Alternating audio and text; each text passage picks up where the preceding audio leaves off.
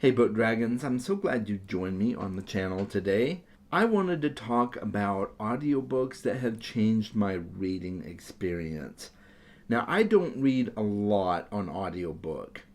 I would say that audiobooks comprise maybe 5% of my overall reading experience. Most of the time I'm reading physical or ebook, but on occasion there's a really good audiobook that works for me. Now, nonfiction I consume mostly on audiobook, but for fiction, it's hit or miss. I really prefer fiction in physical or ebook form, but there are audiobooks that have altered my experience, and that's what we're going to talk about today. For fiction audiobooks, these books just work. And I'm going to put my eyes on here, so we're all set to go. I've got my list here.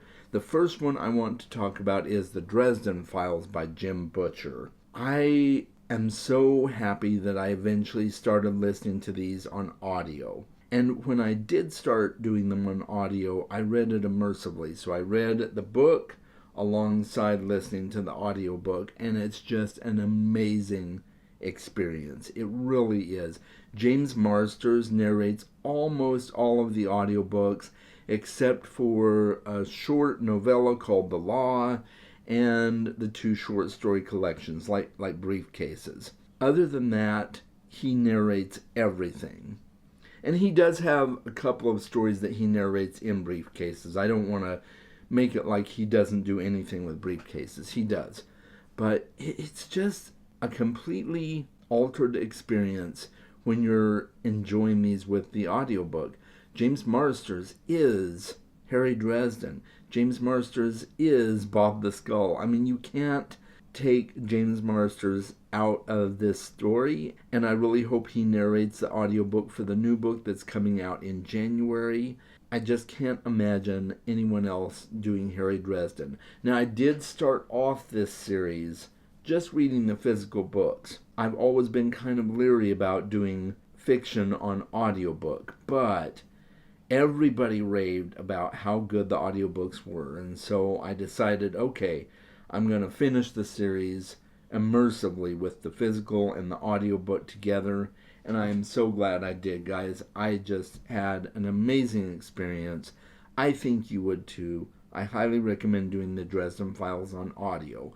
And most of the audiobooks you can get through the library too, so check it out.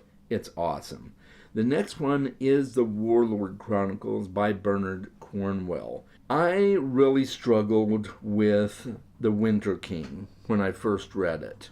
And I did make it through the book. I didn't DNF it, but I almost DNF'd it because it was rather boring for me just reading the physical book. So when I went to the other two books, I had heard people say, you really need to try this on audio.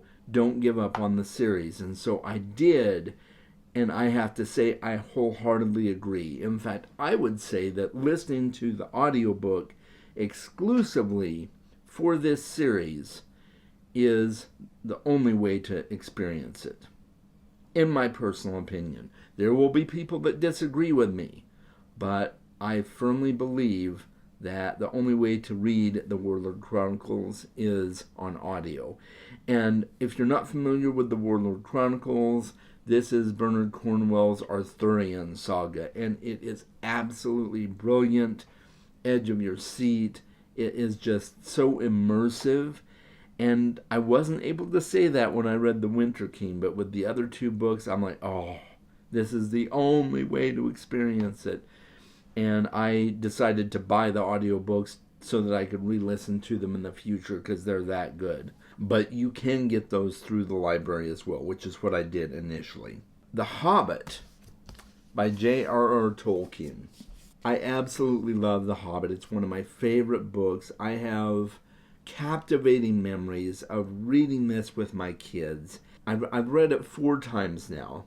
3 times in physical form, and the last time I read it, I did it with the audiobook narrated by Andy Serkis. And guys, what a magnificent performance that was. Andy Serkis sings the songs. He does so many of the voices just spectacularly.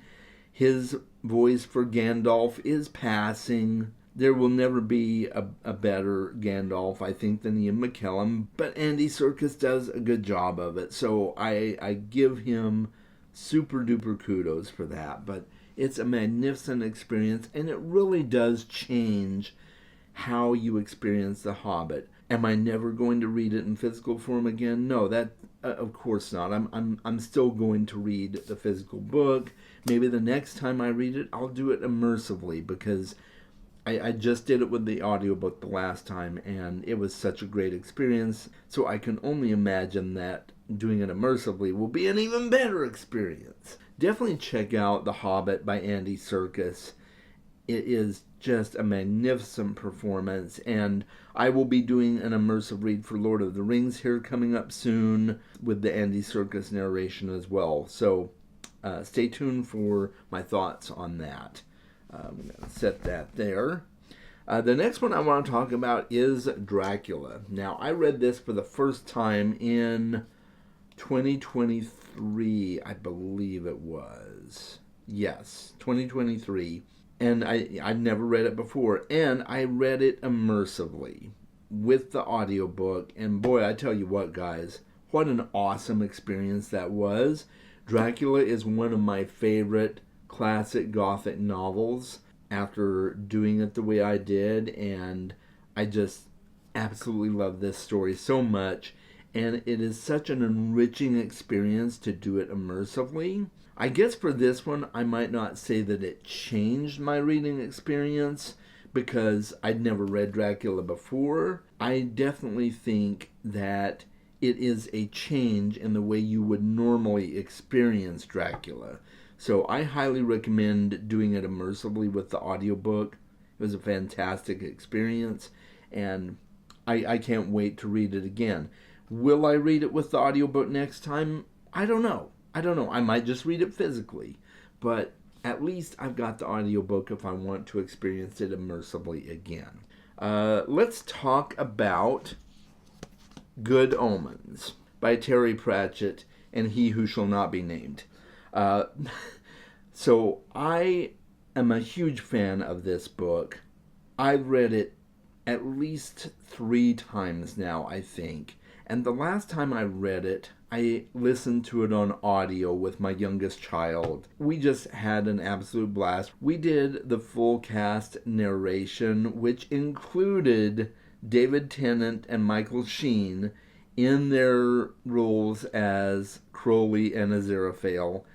It was just a magnificent experience, guys. There is no better way to experience an audio version of this than to have David Tennant and Michael Sheen. They really are the only Crowley and Aziraphale that matter. I mean, come on. Are we far off there? Tell me if I'm far off.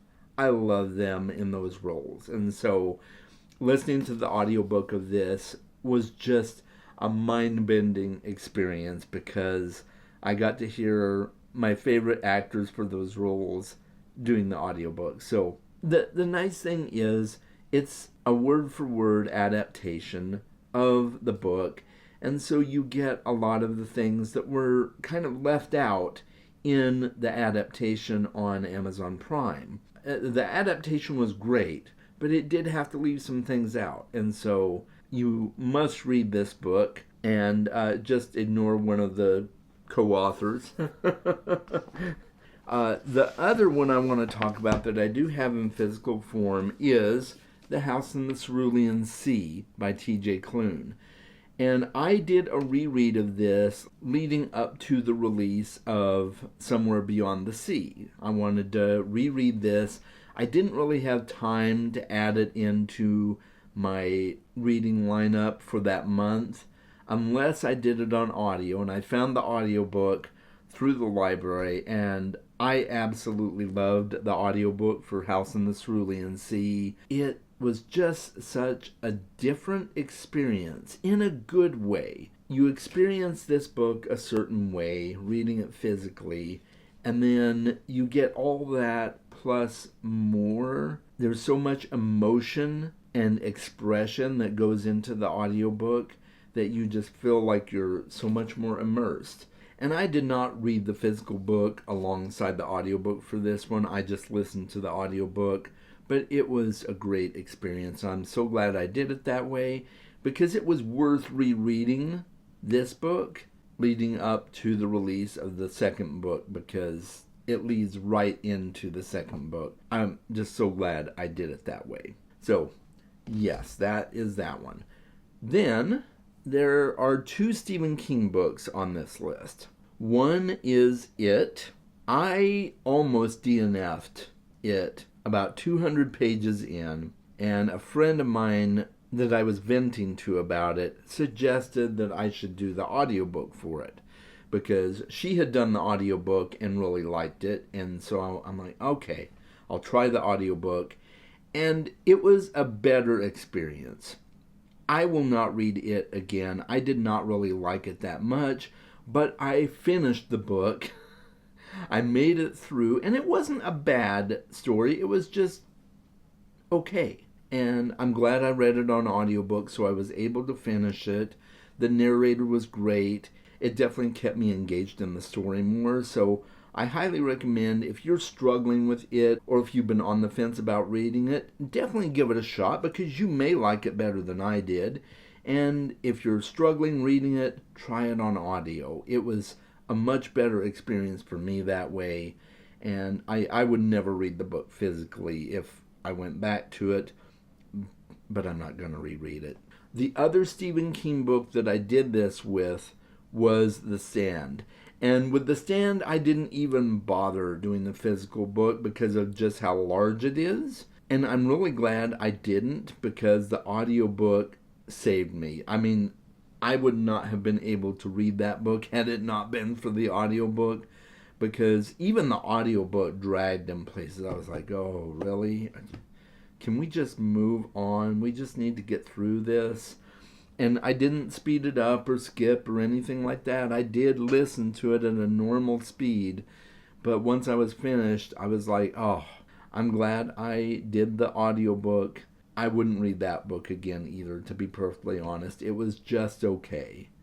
And the ending wasn't great for me. I wouldn't read it again. But I'm glad I did the audiobook because it let me experience the book and finish it out and see what the story was all about. But I think for both it and The Stand, the adaptations are probably the way that I would prefer to experience them. So, unpopular opinion, but hey, there it is. So these are just a handful of audiobooks that I have read. I've read other audiobooks, but these are books that have really altered my experience when it comes to reading some of my favorite books and reading some books that I've really struggled with. These audiobooks were just really great for me.